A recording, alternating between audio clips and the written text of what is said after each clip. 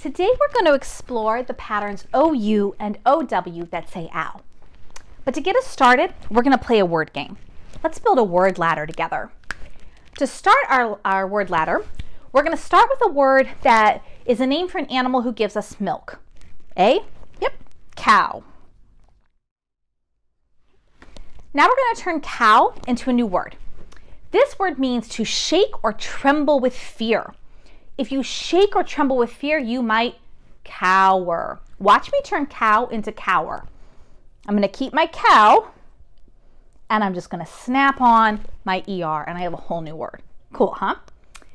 Now let's turn cower into another word. This is a word that is something a superhero might have, or you might need this to run the electricity in your house. You might need power. How do we turn cower to power? Yep, we just get rid of our C, and we put a P, and we have a whole new word. Our next word is used to describe a type of plants like roses, daffodils, daisies. Those are all a type of flower. To turn power into flower, get rid of my P and snap on an FL blend. Flower. Our next word is something that you need if you're going to bake bread or cookies or brownies. You need flour, the other kind of flour. So how do we turn this kind of flour, the plant, into flour, the ingredient? Keep our FL, but we need another way to make that ow sound, right? And we know another way, right? Instead of our OW, we're going to use our OU, flour. Our next word is an antonym for sweet. An antonym for sweet is sour. Our next word means mine and yours. Mine and yours, something that's mine and yours, is our time together. To turn sour into our, it's going to get rid of my S, and I have the word our. Our next word is the opposite of in. I think I heard you say it, out. Our next word is a synonym for yell. A synonym for yell is, I heard you say it, shout. Just snap on that SH, and I have a whole new word. Our last word is a word that can be used to describe a cow's nose. A cow's nose might be called a snout. Pretty cool, huh? What do you notice about all of our words in our word ladder? Yep, you notice that they all have our OW or our OU pattern that says ow. Thanks for playing with me. Today we're going to take some time to think about when you might use the OW pattern when you're making the ow sound and when you might use the OU pattern. Sometimes that's something that can be a little bit confusing when we're working with patterns, especially patterns that make the same sound. How do I know when I use OW and how do I know when to use OU? One of the things you can do when you're faced with a question like that is you can take a little bit of time and just sort of explore some words that have the pattern and see what you notice. So we're going to do that together today.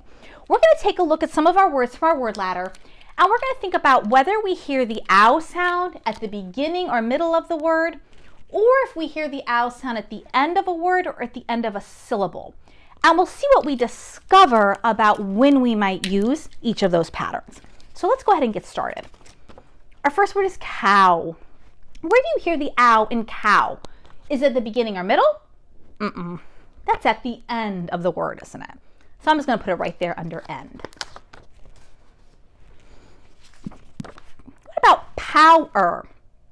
Will you clap that with me? Power. I hear that ow at the end of that first syllable. Power. You hear that? It's not really at the beginning of the word, right? It's not the end of the word, but it is at the end of that first syllable. So I'm going to put that here under end. Power.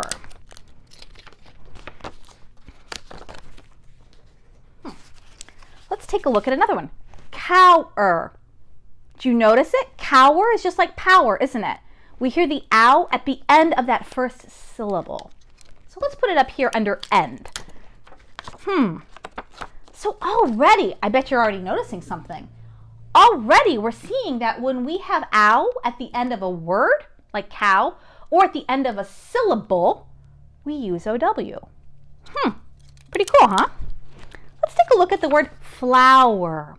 Where do you hear the ow in flower? Do you hear it at the end? It's not really the beginning.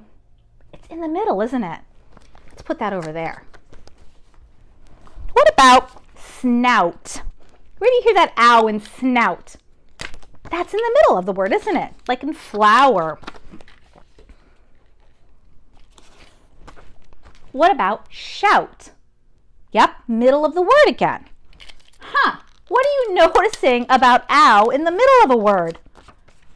That's often made with OU. What about out? Where's our ow in out? It's at the beginning, isn't it? So I'm going to snap it right here under beginning. And what about hour? It's at the beginning, isn't it? What are you guys thinking? What are you figuring out? Yeah, this is neat, isn't it? So it looks like when we have the ow sound at the beginning of a word, like in out, or in the middle of the word, like in snout, we use OU. When we have the ow sound at the end of a word, like cow, or at the end of a syllable, like power, we use OW. That's pretty neat, isn't it? So when you're spelling and you have to make a decision about whether you should use OU or OW, one of the things you can do is you can just say the word and listen for where that ow sound is. If it's in the beginning or the middle of the word, you can try OU. If it's at the end of a word or a syllable, you can try OW. Pretty cool, huh? I want to show you one other thing. Most of the time this is going to work, but with words, we always have to be prepared for the times when it doesn't work, right? So there are a few other times when we have that ow sound that doesn't fit. Let's see if you can figure it out. Owl. What do you notice about owl? Yeah, our owl's at the beginning, isn't it? But it's spelled with OW. So it's a little bit different. I'm going to put that here under other. And what about frown? Our OW's in the middle, isn't it? But it's not at OU, is it? That's a little bit different. I'm going to put that here under other also. So it looks like if the pattern is an owl, like, well, let's look at another one, like growl. What do you notice there?